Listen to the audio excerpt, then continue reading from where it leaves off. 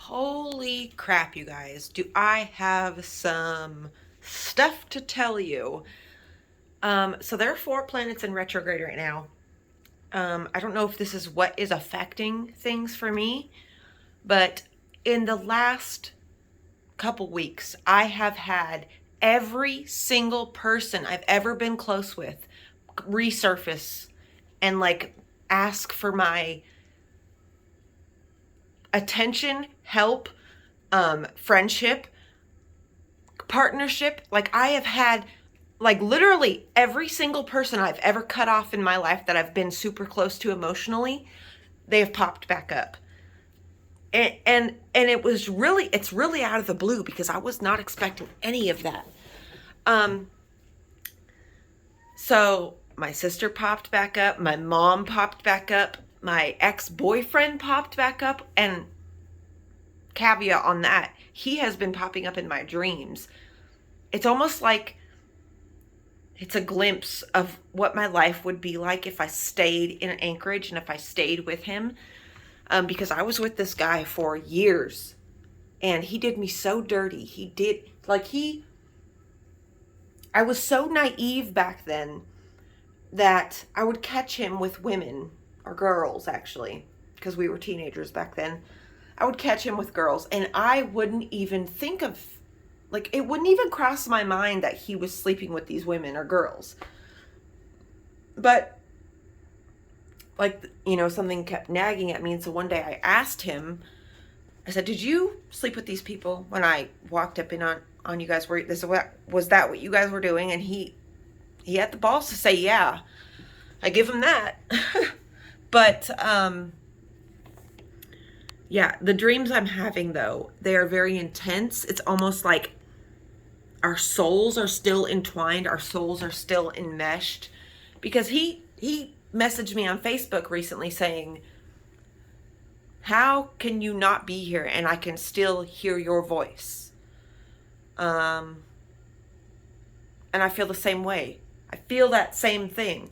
I've cut this man off. I've cut him off because he's done me so dirty and he isn't a good person. Well, he's good inside, but he doesn't make good choices because he's not surrounded by people who make good choices. Ashley, that girl that I told you guys about, coming over during Mercury retrograde, she popped back up in my life after I told her to her face that I did not want to continue a friendship. She popped back, and this is all really within the last week, is these people, all of these people, coming back into my life. And I say these things, I'm going to say what I'm going to say, but I don't want you to take it that I think I'm arrogant. I don't want you to take it in a way that I feel like I'm better than anybody, because I'm not. I am not better than, in fact, I'm probably worse than most people, okay? I've just got a moral compass. I've got a moral, and I honestly feel like I have divine protection. I have a divine protection. But that's because my faith in a higher power has always been unwavering. Nothing can shake me from that faith. Even if everything falls apart, that makes my faith stronger, in fact, and it always has. I've always been really connected to my intuition and not afraid to listen to it and not afraid to trust it, which I do believe is me actually trusting something higher, something more divine, something actually divine, because I'm not. I tried to talk to Mark about this, and he tried to make it seem like I was saying I was divine, but that's not what I was saying. I was saying I'm divinely protected. So I've noticed a pattern in my life with other people. When I'm emotionally connected to people, my good luck and my divine protection rubs off on them. They start to do better in life. They start to be happier. They start to make more money. And it's not about anything I'm doing. It's spirit. It's God. It's divinity that's shining that light onto them. But the second they fuck me over or talk bad about me or I cut them off because of those things, the second that happens, you guys, their lives fall apart. And I've seen this over and over again, to not, like, I've seen it too many times for me to think it's just like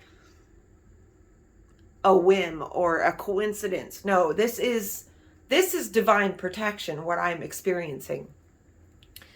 Because every single person I've been close with, they say relatively the same things of, you know, it's like they can tell, they can feel it. They can feel that, I don't know if they can feel it, because I don't know if they believe fully in what I'm talking about and what this is. But I know that their lives go to shit after they do me wrong or they stop being around me. And then they always try to come back into my life, and they try to, you know, last night my mom called me out of the blue. I cut my mom off. I told her, and she didn't understand. She didn't understand why I cut her off. She doesn't understand. And like, I don't want to be the person who's like doing things because I'm hurt. I'm doing it for protection. I cut her off to protect myself because she has not bettered herself. And her behavior and her lack of care for herself makes it hard for me to be around her. And also her being stuck, her being stuck with the story of what hurt her, of what made her the way she is now. I told her last night, I said, listen, I understand you were hurt by your family. I get it. And you have every right to be upset and angry, but you are doing no good keeping that story within you and keeping that tape playing of that hurt, because eventually at some point in time you have to take responsibility of the way your life is. Yeah, people can hurt you and people can do shitty things to you, but they can't make you stay on drugs if you don't want to. They can't make you not care about yourself. That's a story that she keeps playing and keeps telling and keeps reliving. And she just has a lack of care for herself. And I care about her too much to want to watch that. I can't just watch somebody die. And I've been telling my mom for years that what she's doing and her behavior is hurting me. It's doing the exact same thing to her, or to me, that her mom did to her. It's turning into what hurt you. If you are not conscious of how you behave and how you treat people and things like that, and you can easily turn into what hurt you. But she popped up last night, and it's like all of these people popping up one after the other. As soon as I make my peace and I'm not trying anymore, here they come. Jennifer, I want to be friends with you. Jennifer, I want to hang out with you. Jennifer, And I don't feel the need to rush and be accommodating anymore. I used to be very accommodating to people who hurt me. I used to, me and a person would have a fallout and we wouldn't talk anymore. And then when they came back into my life, before I seen them again, I would just let it go. I wouldn't hold on to anything because I didn't think it was beneficial. I thought it was standing in the way of growth and maturity and things like that. But I was wrong, because upholding these boundaries, for me at least, is about safety, is about preserving what's still left, because I've been hurt too many times in my life. I've been let down. I've fucked over too many people. And I just don't want to be hurt anymore. And I'm going to do everything I can to protect myself and my inner peace and my inner child.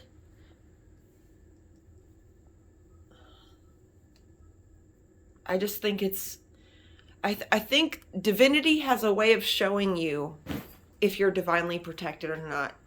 Divinity has a way of letting you know, like, I don't have to seek revenge. I don't have to go out of my way to tell people how they hurt me, because something divine is going to do that. You know, that divinity that's protecting me and was shining that light on that person that was close to me, as soon as they step out of that light, it's all going to come to truth. All the truth is going to just surface. It's going to come to the top, and they're going to realize. Maybe they won't. I don't know. But that's on them. I know that I'm okay and I'm happy for the most part. Yeah, I still have to deal with an emotionally abusive relationship, but that's because, you know, that's my choice, because, yeah, I feel like I can't leave and take care of myself the same, which is a falsity. It's not true. I can. I just, you know, I don't want to. I don't want to. But yeah, it's just a trip how all of these people showed up in the last week of, it's just a trip. Have any of you guys ever experienced this where, are any of you guys divinely protected? Do you feel like you're divinely protected? And if you, what are your views on divine protection? Do you believe in it? Do you believe that people can be divinely protected and divinely guided? I mean, even if you don't believe, I know I believe, and that's enough for me. I don't need outside validation to have my beliefs be real. But yeah, it's just a trip. So let's see where we're at. So yeah, Ashley, she came back into my life. I straight up told her, she came to my house in January. I told you guys about this. Her and I were very close. We were pregnant together with our children. Her first kid, my last kid. She's 6 years younger than me. We've been close. We were close for years, like since she was a teenager on. But see, she never valued our friendship. She valued what I could do for her. She valued what would happen in her life when she was connected to me. But see, she didn't value me as a person. She didn't value our friendship, really. And on top of that, she kind of took a lot of things that were me, which is, I noticed this is a pattern as well. People do this. People who don't have strong sense of self and a strong self-esteem, when they come around me, they become me. They start to become me. And it's really scary to watch. They start to pick up my interests. They start to pick up my hobbies. They start to pick up my speech patterns. They start to pick up my little like sayings that I say or things like that. They start to dress like me. They start to, and then once they get away from me, like this is what she did. Okay. So she was like very preppy when I met her. She was very preppy, she only wore American Eagle and all these like preppy looking things. She didn't have any tattoos. She had like a few hidden piercings. And then when I started hanging out with her, she started getting tattoos all over her body. She started to dress darker. She started dyeing her hair darker. She started to be darker. And she also started to believe in spirituality and witchcraft. But she kind of took it in a direction that I never took it to. She, and a big thing that really solidified me not wanting to be her friend anymore is because she kept taking everything that I was teaching her that was sacred to me, and she was trying to make a profit from it. And then she had the audacity to come back into my house and tell me everything that I believe is evil. Because she experienced what she was doing was evil. taking my beliefs, taking my, what I showed her in confidentiality and in, you know, in private, she took those things and tried to make money from them. She tried to package them up and sell them. And people can feel that. People can feel when it's just about making money. People can feel when you're not being authentic.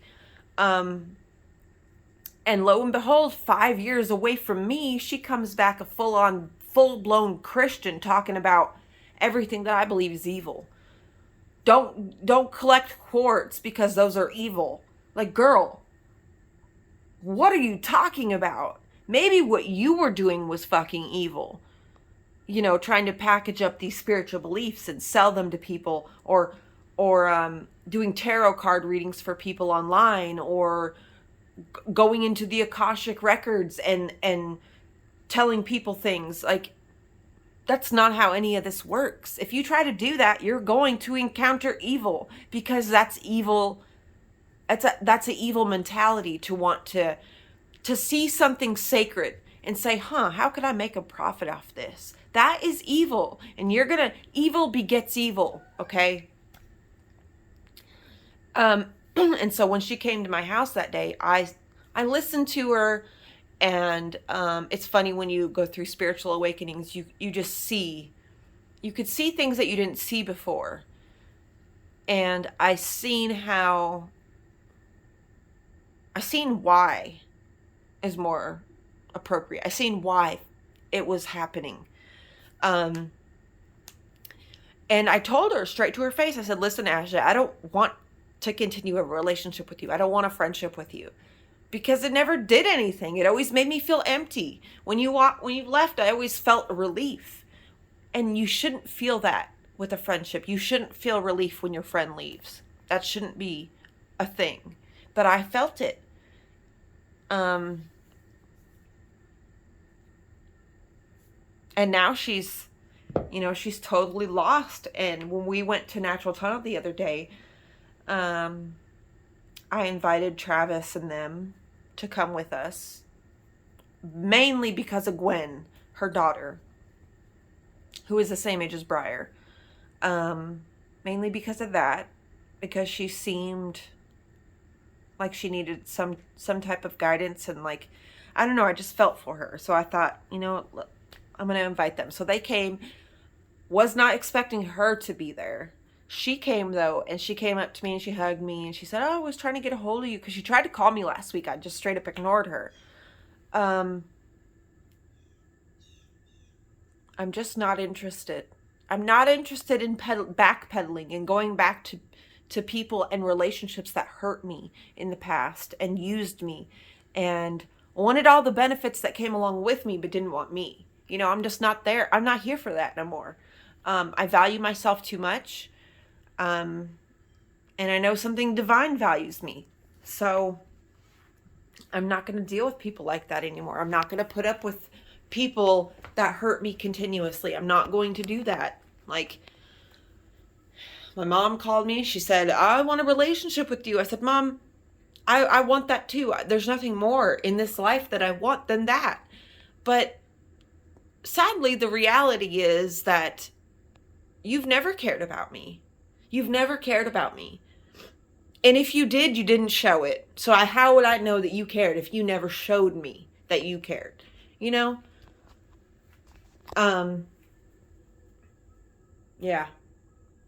I just told her, I said, I can't watch you kill yourself. I can't watch you kill yourself and then make excuses for it. I'm not going to be here for that. You and Dorothy and Emily can huddle together and stay in your negative bubble. I can't be that way. She called me to tell me about my own son. Like, do you think I'm not you? I don't just disappear out of people's lives that I care about and not check up on them. I know everything that goes on with my son. Even if I'm not up in Alaska, I know every single thing that happens with him. He calls me first when things go down, when things go good, when things are bad. I'm the first to be called. I know what's going on. I don't have to be told about him. And she thought I was going to be mad. I'm mad because you're trying to use his dad for money, for whatever. And then you're acting like you care about my son. You don't care about my son. Quit that. You don't care about me or my son because you've never been there.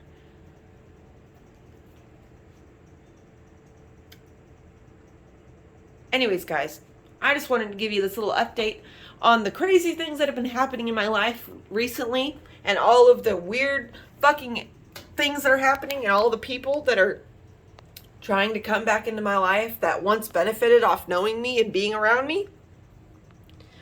Sorry, I'm going to let all of that divine protection and that divine abundance affect me now. I'm going to reap the rewards of myself now. I'm not going to let anybody attach to me and suck the life out of me anymore. I'm not going to make anybody a priority in my life besides me, because I've never done that. And I've always put everybody else first. I've always put everybody else's feelings first. I've always put our relationship first. I've always kept myself in this box to try to make people happy, and I'm just not here for that anymore. So I love you all so much, and I will see you again soon.